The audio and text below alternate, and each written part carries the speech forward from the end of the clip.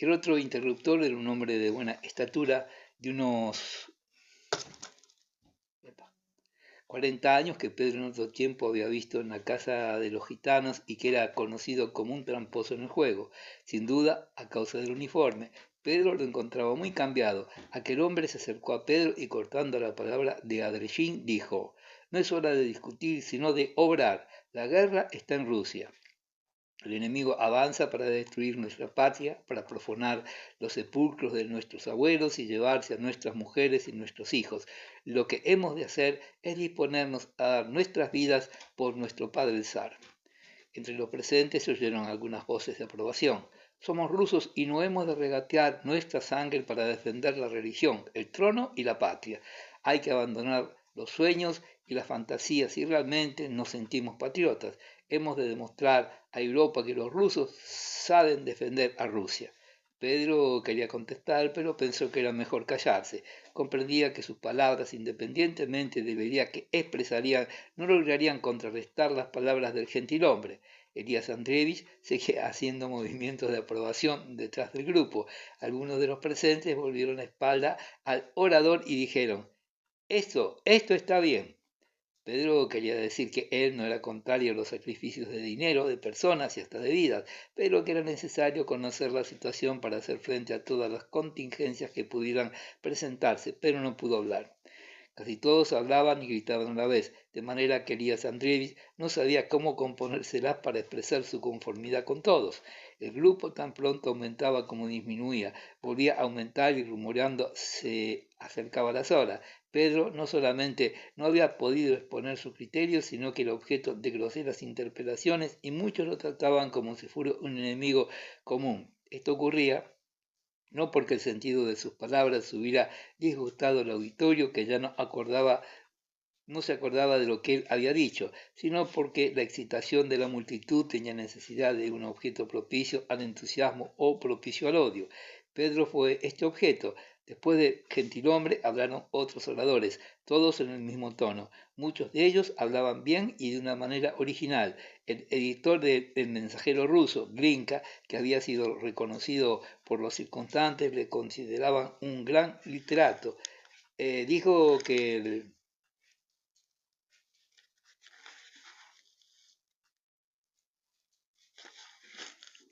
el infierno tenía que ser rechazado por el infierno y que nunca él había visto sonreír a un niño a la luz de un relámpago. Rusia no tiene que ser como aquel niño. Sí, sí, el relámpago, repetían los situados en las últimas filas del grupo.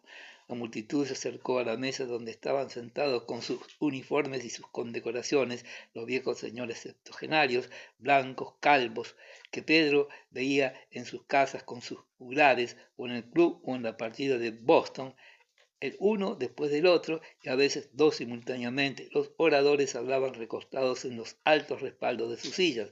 Los curiosos, que estaban más rezagados, tomaban nota de lo que el orador no había dicho y procuraban añadir lo que faltaba. Los demás, en medio de aquel acaloramiento y de aquella confusión, buscaban en sus cerebros una idea cualquiera y se apresuraban a exponerla. Los viejos señores, conocidos de Pedro, seguían sentados y se miraban los unos a los otros, y por la expresión de muchos de ellos se comprendía claramente que estaban acalorados. Pedro estaba emocionado y también sentía el deseo de demostrar que para los rusos no había dificultades. Deseo que se expresaba igualmente en todos los presentes, muy bien por sus votos y la expresión de sus caras que por el sentido de sus palabras. No renunciaba a sus ideas, pero en cierto modo se sentía culpable y quería justificarse. Lo que quiero decir es que no sería mucho más difícil hacer sacrificios si supiéramos cuáles son las necesidades, dijo con voz fuerte, procurando imponerse a los demás que chillaban. Un viejo que tenía cerca lo miró, pero enseguida un grito lanzado desde el otro extremo de la mesa lo distrajo. «Sí, Moscú tendrá que rendirse. Será nuestra expiación», gritó uno. «Ese hombre es un enemigo de la humanidad», vociferó otro. «Permitidme una palabra, señores, me estáis ahogando». Capítulo 23. En aquel momento entró el conde Rostopchín en uniforme de general, con el pecho cuajado de condecoraciones, la barba prominente y los ojos brillantes. La multitud de gentilhombres retrocedió abriéndose de paso. El emperador vendrá enseguida, dijo. Acabo de dejarlo. Creo que en la situación en que nos hallamos no tenemos mucho que discutir. El emperador se ha dignado reunirnos como a los comerciantes. Ellos facilitarán millones. Nuestro deber es facilitar soldados y no regatearnos nosotros mismos. Es lo menos que podemos hacer. Algunos señores sentados alrededor de la mesa iniciaron el consejo. Hablaban con una voz tan baja que, después del clamoreo de unos momentos antes, parecía triste. Oíanse voces viejas, quebradas, que decían por mí no hay inconveniente, y otras que afirmaban por mi parte tampoco. Se dio orden al secretario de que registrara las decisiones de la nobleza moscovita. Los habitantes de Moscú, igual que los habitantes de Smolensk, darían 10.000 hombres sobre 1.000 con sus uniformes completos. Los señores sentados alrededor de la mesa se levantaron como si se hubieran quitado un peso de encima, hicieron mucho ruido con las sillas y salieron de la sala, desentumeciéndose las piernas y aparejándose con amigos a los que tomaban del brazo y con los cuales se ponían a hablar reservadamente. El emperador. Esta palabra recorrió rápidamente los salones y la multitud se precipitó hacia la entrada. El emperador atravesó la sala en medio de una larga hilera doble de gentiles hombres. Todas las caras expresaban una curiosidad respetuosa y atemorizada, pero estaba situado un poco más lejos y apenas pudo entender el discurso del emperador. Comprendió únicamente que hablaba del peligro que se cernía sobre el país y de las esperanzas que tenía la nobleza de Moscú. Otra voz contestó al emperador exponiéndole la decisión que acababa de tomar la asamblea. Señores, empezó a decir el emperador con voz trémula. Todos los circunstantes se callaron y Pedro pudo oír claramente la voz suave y agradable del emperador que decía: nunca he dudado del celo de la nobleza rusa, pero hoy la nobleza ha superado mis esperanzas. Os doy las gracias en nombre de la patria. Señores, es preciso poner manos a la obra. El tiempo apremia. El emperador calló y la multitud empezó a agruparse a su alrededor. De todas partes brotaron exclamaciones de entusiasmo. Sí, lo más querido es la palabra del zar, decía el conde Elías Andrevich, que no había entendido nada, pero que lo interpretaba todo a su manera. De la sala de la nobleza, el emperador pasó a la sala de los comerciantes. Allí permaneció 2 minutos escasos. Pedro, entre la gente, vio que el emperador, al salir de la estancia de los comerciantes, tenía los ojos llenos de lágrimas de enternecimiento. Después se supo que el emperador apenas había iniciado su discurso, no había podido contener su emoción y había acabado su peroración con los ojos anegados en lágrimas. Cuando Pedro vio al emperador, éste iba acompañado por 2 comerciantes.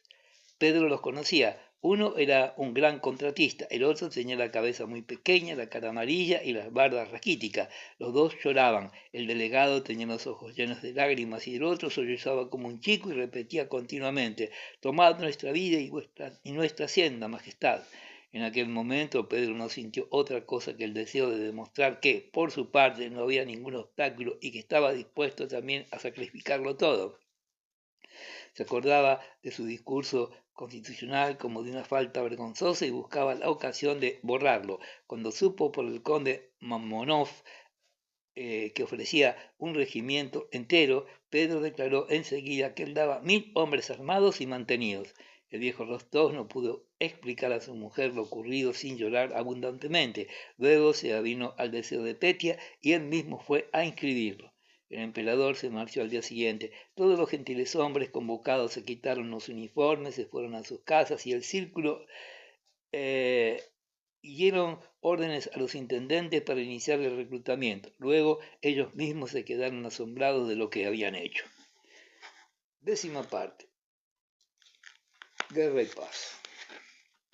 Capítulo 1. Napoleón había empezado la guerra contra Rusia porque no podía ser sobornado a fuerza de honores, ni vestir el uniforme polaco, ni ceder a la impresión de aquella hermosa mañana de junio sin retener su cólera delante Kuragin, ni delante Balachov. Después, Alejandro renunció a tener una entrevista con Napoleón porque se sentía ofendido personalmente.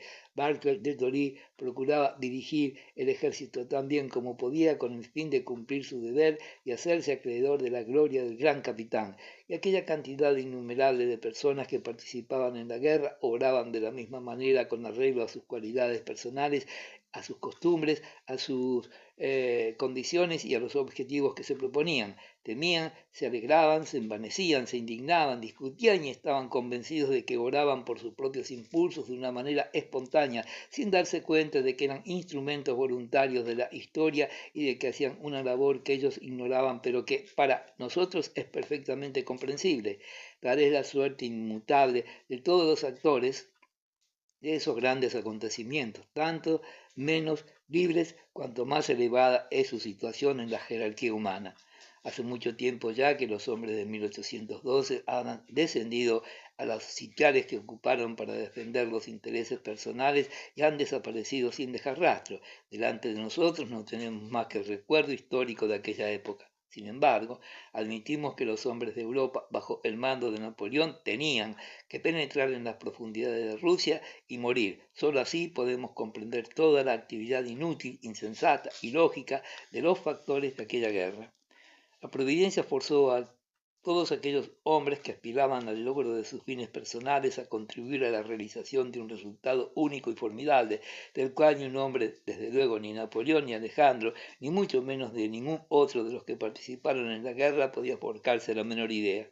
Hoy está bien clara para nosotros la causa que en 1812 motivó la pérdida del ejército francés. Nadie se atreverá a negar que la causa de la destrucción de las tropas francesas de Napoleón fue debida por una parte a su tardía entrada sin preparación para la campaña de invierno en las profundidades de Rusia y por otra parte al carácter que tomó la guerra a consecuencia de los incendios de ciudades rusas y del odio contra el enemigo que se produjo entre el pueblo ruso.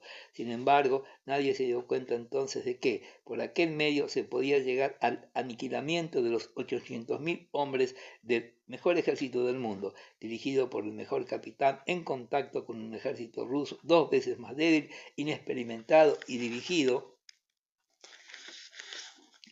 por jefes no preparados. No solo nadie lo previó, sino que por parte de los rusos todos los esfuerzos estuvieron encaminados a impedir lo único que podía salvar a Rusia, y por parte de los franceses, a pesar de la experiencia y de aquello que se ha dado en llamar genio militar de Napoleón, todos los esfuerzos tendieron a llegar a Moscú a fines del verano, es decir, a hacer precisamente lo que había de perderlos.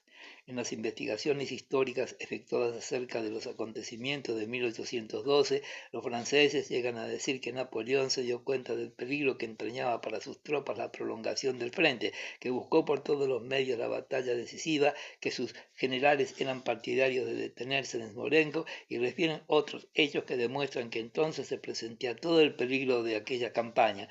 Por su parte, los autores rusos sostienen que desde el principio de la campaña existía un plan de guerra excita atraer a Napoleón hacia el interior de Rusia. Unos atribuyen este plan a Full, otros a un francés cualquiera, otros a Toll y otros, por último, al mismo emperador Alejandro, y señalan las notas, los planes y las cartas en las cuales efectivamente se hallan alusiones a este sistema de dirigir la campaña, pero todas las alusiones a la previsión de los franceses como las referentes a la prevención de los rusos son emitidas hoy porque el acontecimiento la justifica. Se hacen siempre tantas suposiciones acerca del posible resultado de cada acontecimiento que siempre podrá encontrarse gente que sostenga, ya dije yo que ocurriría esto, y se olvidará completamente que entre el número de suposiciones emitidas las había totalmente contradictorias.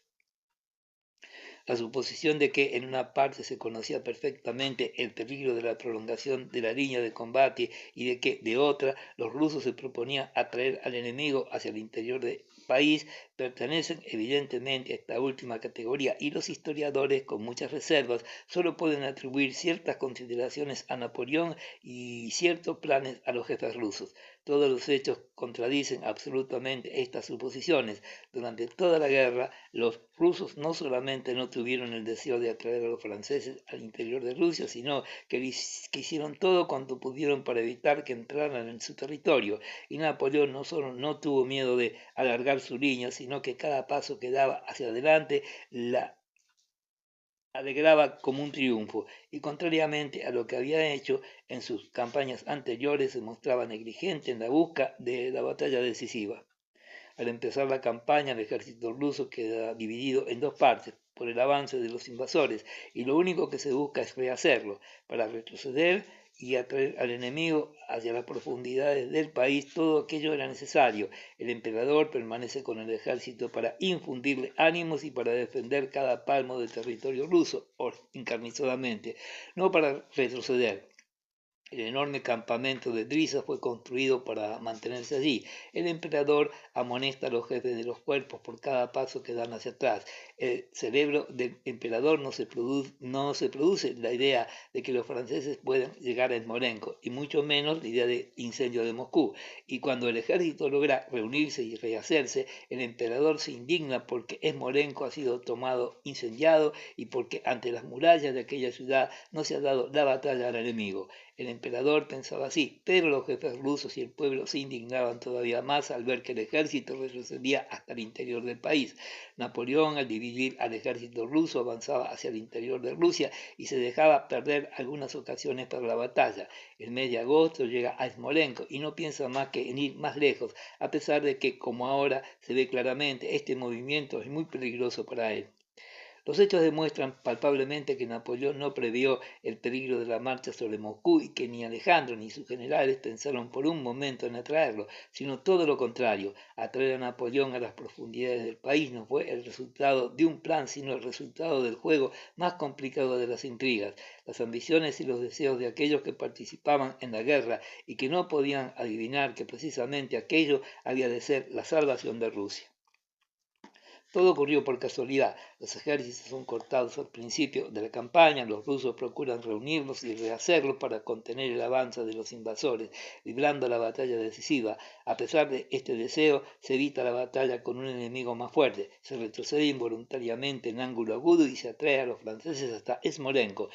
Pero no basta decir que los rusos retroceden en ángulo agudo porque los franceses avanzan entre dos ejércitos, sino que este ángulo se va cerrando y los rusos se alejan más porque Barclay de Tolly, un alemán impopular, es incompatible con Bagration, que lo detesta y que ha de actuar bajo sus órdenes, y por eso Bagration, que manda el segundo ejército, procura retrasar tanto como puede el momento de reunirse con él para no tener que ponerse de nuevo a sus órdenes.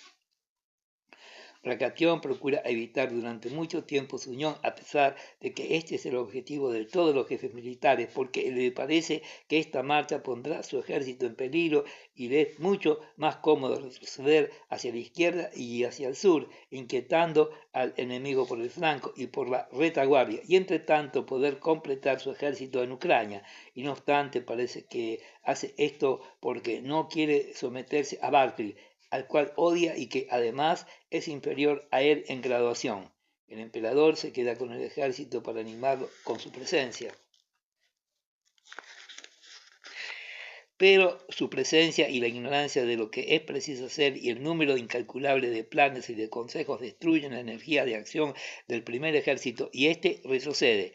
Le convencen de que debe detenerse en el campo de Drisa, pero de repente Paulucci, que aspira al mando supremo, hace cambiar de criterio a Alejandro y todos los planes de Fuhl son abandonados y la responsabilidad es confiada a Barclay. Pero como Barclay no inspira suficientemente confianza, su poder es limitado. Los ejércitos son separados, no hay unidad de mando. Barclay no es popular, pero esta confusión de la división del ejército y de la impopularidad del generalísimo alemán resulta de una parte la indecisión, el miedo de entablar la batalla que no hubiese podido evitarse si los ejércitos hubieran estado unidos y si el generalísimo no hubiera sido Barclay, y de otra parte la excitación creciente contra los alemanes y la exaltación del espíritu patriótico. Finalmente, el emperador deja el ejército con el pretexto más cómodo, que también necesita animar a los habitantes de las ciudades para levantar el entusiasmo por la guerra nacional, y el viaje del emperador a Moscú triplica la fuerza del ejército ruso. El emperador deja al ejército para no cohibir las actividades del poder del generalísimo y espera que entonces el general en jefe tome una resolución más decisiva. Pero la situación del comandante de los ejércitos se complica y se debilita todavía más. Benningen, el gran duque y el encambre de generales ayudantes de campo se quedan en el ejército para no perder de vista los actos del general en jefe y excitarlo constantemente en la energía, lo que hace que Barclay, sintiéndose aún menos libre bajo aquella vigilancia que bajo la del emperador, se vuelva más prudente para las acciones decisivas y evite la batalla. Barclay es demasiado prudente. El gran duque heredero hace alusiones a una posible traición y exige la batalla general. Lubomninsky, Broninsky y Blonsky y otros caldean también los rumores que Barclay, con el pretexto de remitir unos papeles al emperador, envía a dos generales ayudantes de campo polacos a San Petersburgo y declara una guerra abierta a Benningen y al Gran Duque. En Smolensk, por fin, a pesar de la oposición de Bagration, los dos ejércitos se reúnen. Bagration llega en coche a la casa ocupada por Barclay. Barclay se pone su faja, sale a recibir a Bagration y como es su superior en graduación, le hace un relato de sus decisiones y de las medidas que ha adoptado. Bagration no quiere ser menos que él y a pesar de su grado superior, se somete a Barclay, pero acentuó aún más las discrepancias que separan a aquellos dos hombres. Por orden del emperador, Bagration hace un informe personal y escribe Archievich. A pesar de la voluntad del emperador, yo no puedo estar de acuerdo con el ministro Barclay. Por Dios, enviadme a cualquier sitio, aunque no sea más que a mandar un regimiento, pero no puedo continuar permaneciendo aquí. Todo el cuartel general está lleno de alemanes. Un ruso no puede estar allí porque todo se hace sin pies ni cabeza. Pensaba servir lealmente al emperador y a la patria, y al fin y al cabo, a quien sirvo es a Barclay. Os confieso que no estoy dispuesto a ello. El grupo de los Broninsky, Wiesengrode y otros enredan aún más los informes del general jefe y la unidad se ve cada día más debilitada. Los franceses se preparan para atacar. Smolensk se envía un general para examinar la posición. Este general odia a Barclay, va a ver a su amigo, el comandante en jefe del ejército, y después de pasar todo el día en su casa, regresa criticando desde todos los puntos de vista el campo de batalla que no conoce. Mientras todos se pelean y discuten acerca del futuro campo de batalla y mientras los rusos buscan a los franceses engañándose respecto a su posición, estos encuentran por casualidad a la división de Neverovsky y se acercan hasta las mismas murallas de Smolensk. Para salvar las municiones es preciso aceptar en Smolensk la batalla inesperada. La batalla tiene lugar y mueren miles de hombres de una parte y de otra. Smolensk se rinde a pesar de la cólera del emperador y del pueblo, pero la ciudad es incendiada por sus mismos habitantes, engañados por su gobernador, y los habitantes, reunidos dando ejemplo a los demás rusos, marchan hacia Moscú, no pensando más que en su derrota y encendiendo por todas partes el odio contra el enemigo. Napoleón avanza, los rusos retroceden y de esta manera se produce el hecho que había de perder a Napoleón. Capítulo segundo. Al día siguiente de la partida de su hijo, el príncipe Nicolás Volkonski llamó a la princesa María a sus habitaciones. Bien, ya debes estar satisfecha, le dijo. Has conseguido que me peleara con mi hijo. ¿Es esto lo que querías, Puedes estar muy contenta, muy contenta. Esto me produce una pena enorme. Soy viejo y estoy débil, y tú no lo has tenido en cuenta. Alégrate, mujer, alégrate. Después de esto, la princesa María pasó una semana sin ver a su padre. El viejo príncipe estaba enfermo y no salía de sus habitaciones. La princesa María notó con gran sorpresa que durante su enfermedad el anciano no recibía a la señorita Bourrienne y únicamente aceptaba los cuidados del viejo Ticón. Al cabo de una semana el príncipe salió de su gabinete y reanudó su vida habitual. Empezó a ocuparse con gran actividad de sus construcciones y de sus jardines y rompió sus antiguas relaciones con la señorita Bourrienne. Su actitud y el tono frío que empleaba cada vez que se dirigía a la princesa parecía querer decir: «Vaya, ya lo ves, la emprendiste contra mí calumniándome por mis relaciones con esta francesa y haciéndome pelear con el príncipe Andrés, y ya ves que puedo prescindir perfectamente de ti y de la francesa». La princesa María pasaba la mayor parte del día en la habitación de Nikolenka vigilando sus estudios, pues ella misma le enseñaba el ruso y la música, y conversando con Desalles. Las horas restantes las dedicaba a sus libros o charlando con la vieja criada y con las mujeres que iban en peregrinación a verla, que subían a sus habitaciones utilizando la escalera de servicio. El criterio de la princesa María con respecto a la guerra era el mismo de todas las mujeres. Temía por su hermano, que estaba luchando en las filas del ejército, sentía un horror instintivo por la crueldad humana que impulsa a los hombres a matarse, pero no comprendía la importancia de aquella guerra, que para ella era igual a todas las otras. No comprendía la significación de aquella lucha, a pesar de que Dessalles, su constante interlocutor, se interesaba apasionadamente por la marcha de las operaciones, procuraba explicarle sus puntos de vista, y a pesar de que las mujeres que iban a verla le contaban cada una a su modo los rumores populares de la invasión del anticristo, y a pesar también de que Julia, convertida en princesa de Borskoy, le escribía desde Moscú cartas patrióticas. Le escribe usted en ruso, querida amiga, porque odio a todos los franceses y he aborrecido en su idioma que no quiero oír hablar.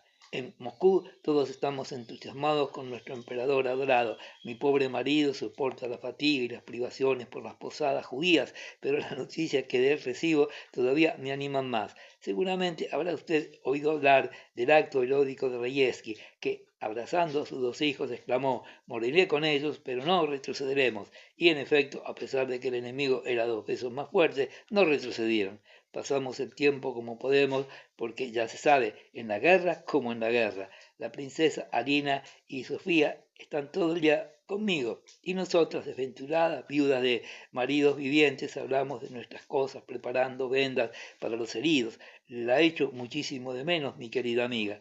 La princesa María no comprendía bien el significado de aquella guerra, principalmente porque el viejo príncipe no hablaba nunca de la invasión napoleónica y además se reía de Dessalles, que cada día estaba más preocupado con la marcha de los acontecimientos. El tono del príncipe era tan tranquilo y tan seguro que la princesa María, sin proponérselo, creía a los ojos ciegos en aquella tranquilidad, seguridad.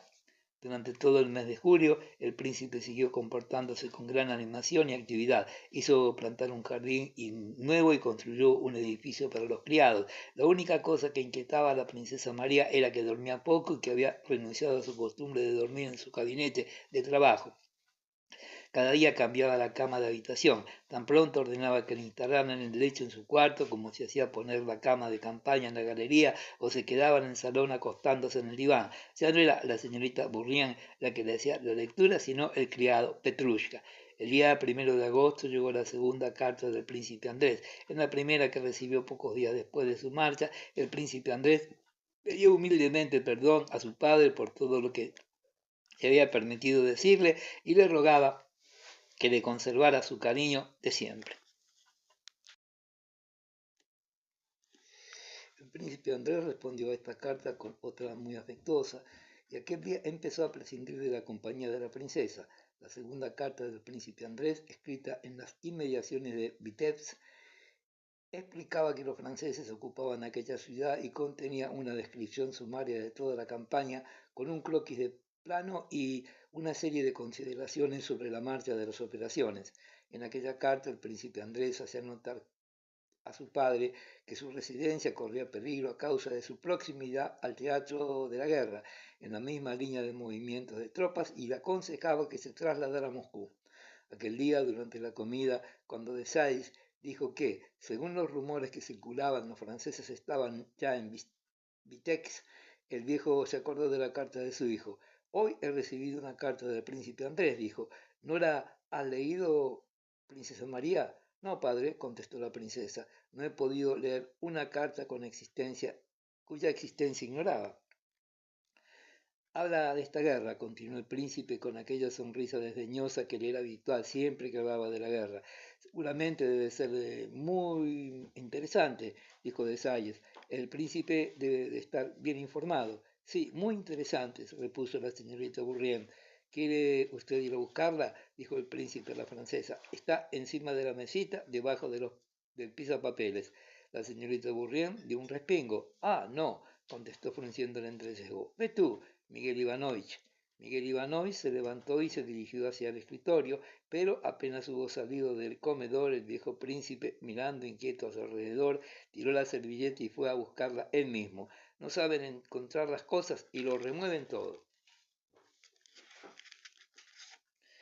Entre tanto, la princesa María, de Ser, la señorita Bourrien y hasta Nikolenka se miraron en silencio. El viejo príncipe volvió acompañado de Miguel Ivanovich con un plano y la carta y dejó los papeles al lado de su plato sin dar la carta a nadie durante toda la comida. Al pasar al salón, dio la misiva a la princesa María y desplegó el plano ordenando a su hijo que leyera en voz alta. Cuando la princesa terminó la lectura, miró interrogativamente a su padre. El viejo príncipe seguía con los ojos fijos en el plano, sumergido en sus pensamientos. ¿Qué le parece a usted, príncipe? Se atrevió a preguntar Dessalles. ¿A mí? Preguntó el viejo príncipe como si se despertara malhumorado sin apartar la vista del plano. Es muy posible que el teatro de la guerra se extienda por estos alrededores. Ah, el teatro de la guerra, exclamó el viejo príncipe. He dicho y he repetido que el teatro de la guerra es Polonia y que el enemigo no pasará nunca del Niemen. Dessalles, sorprendido, miraba al príncipe, que hablaba del Niemen precisamente cuando el enemigo se hallaba ya casi en las orillas del Dnieper. La princesa María, que había olvidado la situación geográfica del Niemen, pensó que su padre tenía razón. Cuando empiece el deshielo se hundirán en los pantanos de Polonia. Ahora ellos no pueden darse cuenta de eso. El príncipe pensaba en la campaña de 1807, que le parecía muy reciente. Si Bennigsen hubiera penetrado más pronto en Prusia, aquello hubiese sido otra cosa. Pero, príncipe, objetó tímidamente Dessalles, en la carta se habla de Vitex. Ah, sí, en la carta sí, murmuró el príncipe descontento. Sí. De repente se le oscureció el semblante y cayó. Sí, sí, repuso al cabo de unos instantes. Mi hijo escribe que los franceses han sido aplastados. ¿Dónde dice? Cerca de qué río. Dessalles bajó los ojos. El príncipe Andrés no dice nada de eso, repuso en voz baja. ¿No lo dice? Y bien, yo no me lo he inventado. Todos callaron durante un buen rato. Sí, sí, vaya, dijo el anciano de pronto, levantando la cabeza y señalando el plano. Miguel Ivanovich explica que obras vamos a hacer. Miguel Ivanovich se acercó al plano y el príncipe, después de discutir con él acerca de las nuevas construcciones, miró malhumorado a la princesa María y a Dessalles y se fue a su despacho. La princesa María había observado la mirada confusa y extrañada de Dessalles dirigida a su padre y estaba admirada de que el príncipe hubiera dejado la carta de su hijo encima de la mesa del salón, pero no solo tenía miedo de hablar y de hacer preguntas a Dessalles acerca de la causa de su confusión y de su silencio, sino que hasta tenía miedo de pensar en ello. Por la tarde, Miguel Ivanovich fue a la habitación de la princesa María, de parte del príncipe, a buscar la carta del príncipe Andrés, olvidada en el salón. La princesa le dio la carta y, a pesar de que le era desagradable, se permitió preguntar a Miguel Ivanovich qué hacía su padre. Trabajando siempre, contestó Miguel Ivanovich con una sonrisa respetuosa que hizo palidecer a la princesa. Se preocupa mucho de las nuevas construcciones. Ha leído un ratito y ahora, añadió bajando la voz, se halla en el escritorio ocupándose probablemente del testamento. Hacía ya algún tiempo que una de las ocupaciones predilectas del príncipe era examinar los papeles que había de dejar después de muerto y los que denominaba su testamento. ¿Y enviará al Pachis a Smolenko? Preguntó la princesa María. Claro, no hace poco tiempo que está a punto. Capítulo tercero. Cuando Miguel Ivanovich entró con la carta en el despacho, el príncipe estaba sentado ante el secretario abierto, con sus gafas con pantalla y una bujía al lado. En una actitud solemne, leía aquellos papeles que según él contenían unas observaciones que habían de ser remitidas al emperador cuando él muriese. Miguel Ivanovich vio que los ojos del príncipe estaban llenos de lágrimas, sin duda provocadas por el tiempo que hacía que estaba escribiendo y por lo que leía. El príncipe tomó la carta del príncipe Andrés, arregló los papeles, poniéndolos en orden y llamó al Patich, que hacía rato que estaba esperando. Tenía en la mano una hojita de papel en la que había escrito todo lo que había de comprar en Smolenko. Al ver aparecer al Patich, que se quedó respetuosamente en la puerta, empezó a darle órdenes. Primeramente, papel de cartas, ¿entiendes? 8 manos con los bordes dorados. Aquí tienes el modelo. Decía absolutamente igual. Luego, barniz y cera, según la nota de Miguel Ivanovich. Paseábase por la habitación mirando su carnet de notas. También le llevarás esta carta al gobernador. Tienes que entregársela personalmente.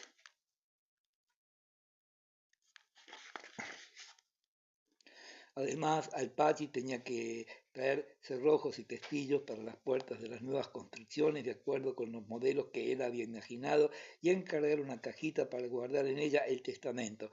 La relación de los encargos duró más de 2 horas. El príncipe ni siquiera dejó hablar al Patich. Luego se sentó, estuvo un rato reflexionando y por fin cerró los ojos soñoliento. Alpatis hizo un movimiento. Bien, si necesito algo más, ya te llamaré. Alpatis salió. El príncipe se desveló y acercándose otra vez al escritorio buscó sus papeles, miró si estaban bien ordenados y los volvió a guardar. Después se sentó y se puso a escribir la carta para el gobernador. Era ya tarde cuando se levantó después de haber sellado el pliego. Quería dormir, pero sabía que no le sería posible cerrar los ojos porque en la cama le asaltaban los más sombríos pensamientos. Llamó a Ticón y atravesó la habitación para decirle dónde quería que le preparara la cama aquella noche.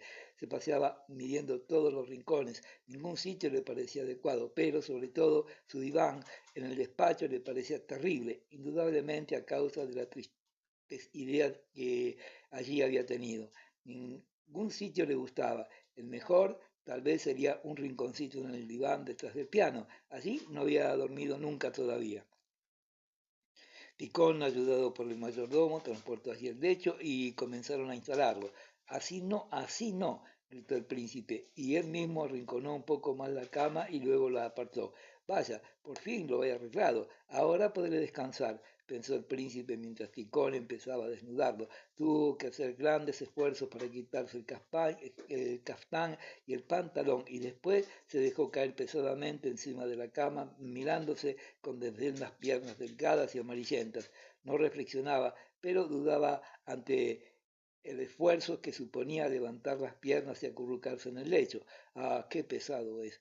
Por lo menos que esos trabajos acaben pronto y que me dejen tranquilo. Apretó los labios fuertemente y se tumbó, después de haber hecho aquel esfuerzo por milésima vez. Sin embargo, tan pronto se hubo acostado, la cama retumbó como si su ocupante tuviera escalofríos. Cada noche ocurría exactamente lo mismo. No hay manera de estar tranquilo. Malditos, gruñó coléricamente. Sí, aún había algo importante que me he guardado para leer en la cama. Las cerraduras y los pestillos, no, eso ya lo he dicho. No, es algo que ha ocurrido en el salón. La princesa María ha dicho alguna tontería y Desailles, aquel imbécil, no sé qué le ha contestado. En el bolsillo, no me acuerdo bien. Tichka, ¿de qué hemos hablado durante la comida? Del príncipe Miguel. Calla. El príncipe dio un manotazo sobre la mesita de noche. Ah, sí, ya lo sé. La carta del príncipe Andrés. La princesa María la ha leído. Desais ha dicho algo sobre Vitek. Ahora la leeré. Ordenó que la trajesen la carta que se había guardado en el bolsillo y que le acercasen a la cama la mesita con la limonada y la bujía de cera. Después se puso las gafas y comenzó a leer lo que le decía su hijo. Únicamente entonces, en el silencio de la noche, releyendo la carta a la luz débil de la bujía por debajo de la pantalla verde, comprendió por primera vez la importancia de la misiva. Los franceses están en Vitebsk. En 4 días pueden llegar a Smolensk. Tal vez ya están allí. Tichka. Ticón dio un salto y se acercó a la cama. No quiero nada. Dejó la carta sobre la mesita y cerró los ojos. Se le presentó el Danubio, un día claro, cañaverales, el campo ruso y el joven general sin una arruga en la cara, valiente y alegre, entrando en la tienda del Potemkin, y un ardiente sentimiento de envidia sacudió su espíritu tan fuertemente como en otros tiempos. Se acordó de todas sus palabras en su entrevista con Potemkin.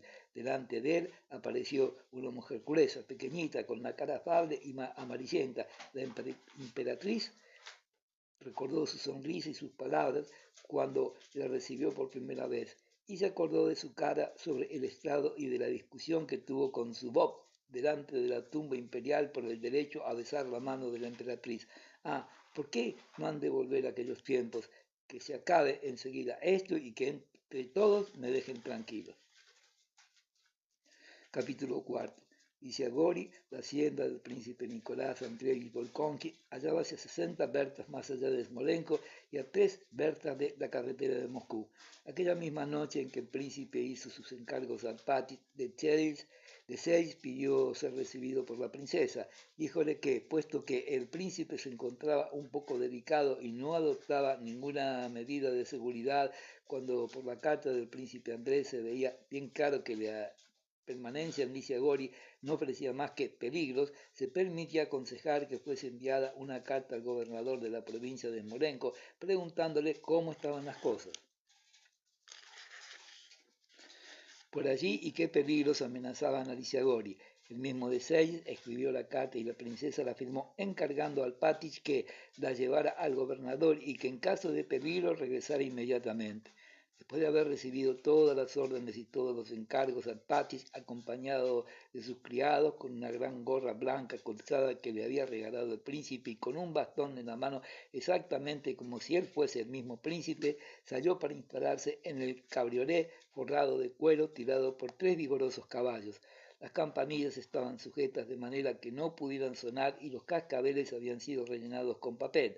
El príncipe no permitía que en Licia Gori nadie hiciera sonarlos, aunque le gustaba el cascabeleo y los campanillazos cuando iba de viaje. Acompañaban al Patich el intendente, el tenedor de libros, un muchachito de recados, los cocheros y algunos criados. Su hija le había puesto almohadones de pluma en el asiento y en el respaldo. Su cuñada le dio un paquete a escondidas de los demás. Uno de los cocheros le ayudó a subir tomándolo por debajo del brazo. Vaya, vaya, preparativos de mujer, de mujer, de mujer, dijo muy rápidamente, resultando igual que el príncipe. Al Patich se instaló en el carruaje. Después de dar las últimas órdenes para el trabajo, sin imitar esta vez al príncipe, se quitó la gorra y con la calva al aire se persinó 3 veces. Si pasa algo, vuelve enseguida. Jacob al Patich, por Dios, ten piedad de nosotros, gritó la mujer aludiendo a la proximidad del enemigo. Mujeres, mujeres, habladurías de mujeres, murmuró al Patich y ordenó que el carruaje se pusiera en marcha mirando a su alrededor los campos de cebada, todavía verde, y otras extensiones negruzcas preparadas para la siembra. A medida que el coche avanzaba, al patio contemplaba los campos en los que se había iniciado la siega y admiraba la abundancia extraordinaria de los sembrados de primavera, haciendo cálculos sobre la cosecha y tratando de recordar si había olvidado ninguno de los encargos del príncipe. Después de haberse detenido 2 veces durante el camino para atender a los caballos, el 4 de agosto, hacia el atardecer, Alpati llegó a la ciudad. Por el camino había encontrado y dejado atrás furgones de tropas. Al acercarse a Smolensk oyó cañonazos lejanos, pero no hizo caso. Lo que más le admiró fue ver cerca de Smolensk un magnífico campo de cebada invadido por unos soldados que lo estaban cegando, sin duda para sus caballos, mientras otros soldados estaban instalando un campamento. Este hecho le preocupó un poco, pero pronto lo echó en olvido, absorbido por sus propios asuntos. Todos los intereses de la vida de Alpati se reducían desde hacía más de 30 años a la sola voluntad del príncipe. Nunca había salido de este círculo. Todo lo que no se refería al cumplimiento de las órdenes del príncipe no solamente no le interesaba, sino que no existía para él. Al llegar a Smolensk, al atardecer del día 4 de agosto, Alpati se detuvo al otro lado del Dnieper, en el barrio de Gatchensk, en la posada de Ferapontov, que era donde paraba siempre. 30 años antes, Ferapontov, después de haber comprado con la ayuda de Alpatich un bosque al príncipe, se había dedicado al comercio y había llegado a ser propietario de una casa, una posada y un molino de harina en la capital de la provincia. Ferapontov era un campesino de 50 años, moreno, encarnado de cara, con unos labios carnosos, una gran nariz puntiaguda, unos bultos encima de las cejas negras y un vientre enorme. Bienvenido, Jacob Alpati, dijo Ferapontov al ver a su amigo. La gente se va de la ciudad y a ti se te ocurre venir. ¿Y por qué se va la gente de la ciudad? Es lo que yo me pregunto. El pueblo es tonto, tiene miedo de los franceses. Habladuría de mujeres, replicó Alpatis. Es lo que yo digo, Jacob Alpatis. Me canso de decirlo. La orden que se dio fue de no dejar entrar, pues ya es bastante. Y eso que los campesinos piden 3 rublos por cada viaje. Son unos herejes. Jacob Alpatis escuchaba distraídamente las explicaciones de Ferapontov. Pidió un samóvar y heno para los caballos y después de tomar el té se acostó. Durante toda la noche desfilaron tropas por la calle de la posada. Al día siguiente Alpati se puso el caftán que únicamente llevaba por la ciudad y se dirigió a sus quehaceres. La mañana era soleada y la ciudad y a las 8 ya hacía calor. Buen día para la cosecha, pensó Alpatis. En las afueras de la ciudad se oían cañonazos desde el amanecer. Después de las 8, las descargas de fusil se unieron a los cañonazos. Por las calles había mucha gente que huía en todas direcciones y muchos soldados, pero como siempre, los cocheros circulaban, los comerciantes no se movían de sus tiendas y en las iglesias se celebraban funciones religiosas. Alpátych recorrió las tiendas, fue a las oficinas, estuvo en la posta y por último se dirigió al palacio del gobernador. En las oficinas de la tienda y en la posta todo el mundo hablaba de la guerra y del enemigo, que ya atacaba la ciudad. Todos se preguntaban lo que se podía hacer y todos procuraban tranquilizarse, infundiéndose ánimos los unos a los otros. Cerca del palacio del gobernador, Alpátych observó una animación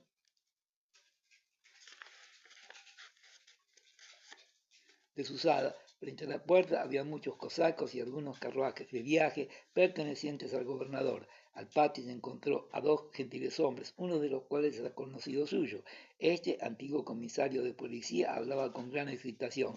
No es broma, decía, cuando no hay más que un jefe, todo va bien. Un jefe, una desgracia, pero cuando hay 13 y os quieren arruinar, decidme, ¿dónde está entonces la autoridad? Ah, si fuera por mí ahorcaría a todos los ladrones. Bueno, basta, basta, dijo otro. ¿Qué me importa que me oigan? ¿Acaso somos perros? Insistió el antiguo policía. Al volverse se dio cuenta de la presencia de Alpátych. Ah, Jacob Alpátych, ¿cómo es que estás aquí? Traigo un encargo de su excelencia para el señor gobernador, repuso Alpátych, levantando orgullosamente la cabeza y metiéndose las manos en el bolsillo como hacía siempre que mencionaba al príncipe. Me ha mandado que me informes acerca del estado de las cosas. Sí, ya puedes informarte, exclamó el propietario. Ya ves cómo nos han dejado. Ni carro, ni nada. Oyes los cañonazos. Nos han puesto en una situación terrible. Ladrones, gritó el ex policía. Alpátych bajó la cabeza y entró en el palacio. En la antesala había mucha gente, comerciantes, mujeres y funcionarios que se miraban los unos a los otros silenciosamente. La puerta del despacho se abrió y salió un funcionario. Habló con un comerciante y le invitó a seguirlo. El funcionario, que llevaba una cruz colgada al cuello, procuraba evitar visiblemente las preguntas y las miradas que lo amenazaban. Alpátych se acercó a él y le entregó dos cartas. Para el señor barón Ash, de parte del general Príncipe Volkonsky, dijo con un acento tan solemne que el funcionario se volvió y tomó los dos pliegos. Unos minutos después el gobernador recibió al Pati y le dijo apresuradamente, di al príncipe y a la princesa que no sé nada, obro según órdenes superiores. Eso es, entre tanto, ya que el príncipe está delicado, yo le aconsejaría que se fuera a Moscú. Dile que no pudo acabar la frase. Un oficial con el rostro cubierto de sudor y jadeante corrió hacia la puerta diciendo algo en francés. En la cara del gobernador se reflejó una expresión de espanto. Vete, le dijo Alpátych, saludándolo con la cabeza, y se puso a interrogar al oficial. Cuando Alpátych salió del despacho del gobernador, todo lo que se hallaban en la antesala le miraron ansiosamente. Los cañonazos se oían cada vez más cerca, y Alpátych se dirigía corriendo hacia la posada. El gobernador, al despedirle, le había dado un papel para el príncipe. Contenía estas palabras: os aseguro que Smolensk no está todavía en peligro y podéis creer que no lo ha estado nunca. Yo, por una parte, y el príncipe Bagration por otro, salimos para reunirnos ante Smolensk. Esta unión de nuestras fuerzas tendrá lugar el día 22 y los dos ejércitos defenderán a los compatriotas de la provincia que se les ha confiado hasta que nuestros esfuerzos alejen al enemigo de la patria o hasta que caiga el último soldado de nuestras valiosas líneas. Ya veis con esto que podéis tranquilizar a los habitantes de Smolensk, puesto que quien está defendido por dos ejércitos tan valientes puede estar seguro de la victoria. Orden de Barclay de Torí al gobernador civil de Smolensk, barón de Ash, 1812. La gente andaba por las calles inquieta, infinidad de carros cargados de vajillas, de sillas, de armarios y de toda clase de enseres salían de todas las puertas y avanzaban por las calles. Delante de la posada, frente a una casa de modesta apariencia, había unos carros parados y unas mujeres que lloraban diciéndose adiós. Un perro daba vueltas orisqueando alrededor del tiro de caballos. Alpátych, precipitando el paso, entró en el patio y se dirigió directamente a la cuadra donde estaban sus caballos y el coche. El cochero dormía profundamente. Alpátych lo despertó ordenándole que enganchara y se fue al vestíbulo. En la habitación de los dueños de la posada se oían llantos de niños, quejas desesperadas de una mujer y gritos rabiosos y enronquecidos de Ferapontov. Cuando entró Alpátych, la cocinera salió al vestíbulo con una gallina asustada. Ha dado una paliza de muerte a la dueña. La ha arrastrado. ¿Por qué? Preguntó Alpátych. Porque ella quería marcharse. Una manía de mujer. ¿Me quieres perder con mis hijos? Le decía ella. Todo el mundo se va y nosotros no. Y entonces se le ha empezado a pegar. La ha arrastrado. Alpátych inclinó la cabeza al oír aquellas palabras como si las aprobara, y no deseando saber nada más de aquella cuestión, se fue hacia la puerta del lado opuesto de la habitación de los dueños a la estancia donde había dejado sus compras. Mal hombre, bandido, gritó en aquel momento una mujer delgada, pálida, con una criatura en brazos, envuelta la cabeza en un pañuelo que se escapaba de la puerta y corría escaleras abajo hacia el patio. Pero Apontov la seguía. Al darse cuenta de la presencia del Patich, que se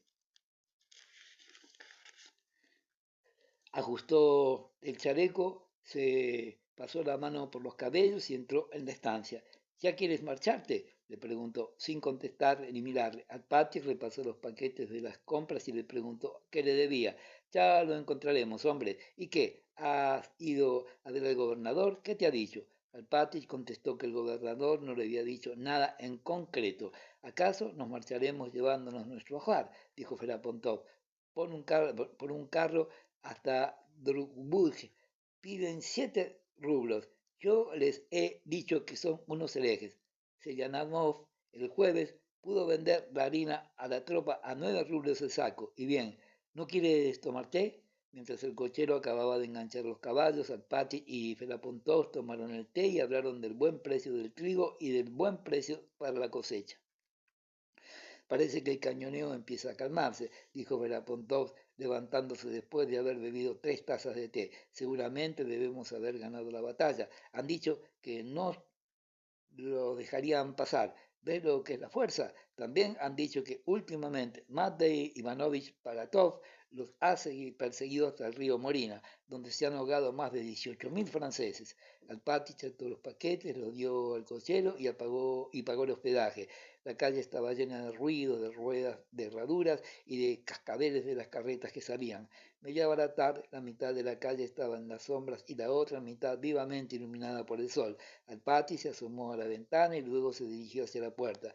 De repente se oyó un silbido, un extraño, muy prolongado, y resonaron a lo lejos muchos disparos. Después estalló el confuso estruendo del cañoneo y temblaron los cristales. Alpátych salió a la calle. Los hombres corrían en dirección al puente. Oyéronse nuevos silbidos, cañonazos y la explosión de las granadas que caían en la ciudad. Aquellos tiros, sin embargo, no eran muy poca cosa en comparación con los cañonazos que se oían en las afueras. Era el bombardeo de Smolensk, que Napoleón había ordenado que empezara a las 5 de la tarde con 130 bocas de fuego. En los primeros momentos la gente no comprendió el significado de aquel bombardeo.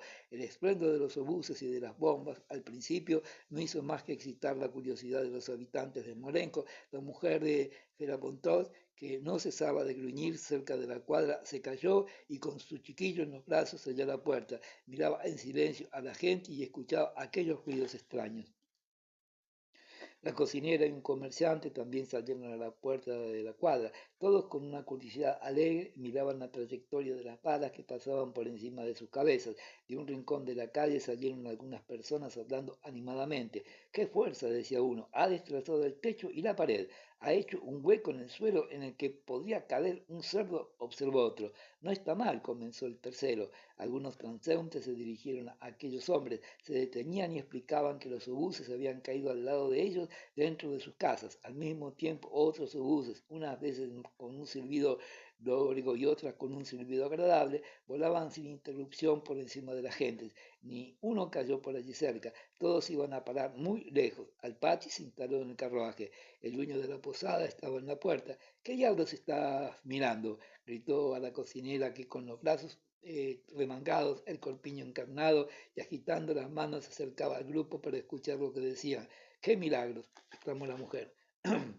pero al oír la voz del amo se volvió apresuradamente y se ajustó del corpiño bajándose las enaguas. Otra vez una cosa, como un pájaro pequeño que vuela de arriba abajo, silbó estridentemente, pero más cerca. Una llama de fuego brilló en medio de la calle. Se oyó un estallido formidable y todo se llenó de humo. ¡Idiota! ¿Qué haces aquí? Gritó Ferapontov corriendo hacia la cocinera. En aquel mismo momento de todas partes se oyeron gemidos de mujeres y gritos de chicos asustados, y la gente se agrupó silenciosamente alrededor de la cocinera.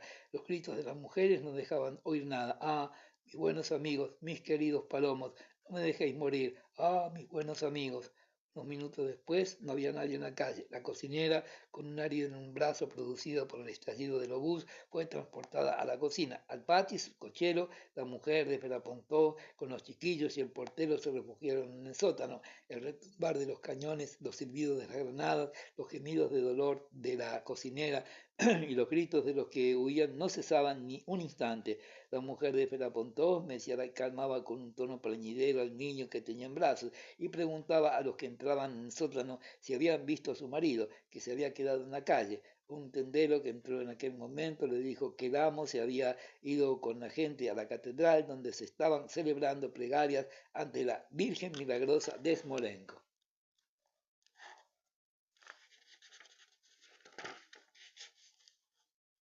Al atardecer el cañoneo empezó a disminuir. Alpati salió del sótano y se detuvo en la puerta. El cielo, antes tan claro, se había oscurecido con una humareda a través de la cual la luna brillaba de una manera extraña. Después del terrible estruendo de los cañonazos, ya calmado, el silencio interrumpido únicamente por el resonar de pasos, los gemidos, los gritos y el chisporroteo del incendio que se producía por todas partes, parecía pasar como una losa de plomo sobre la ciudad.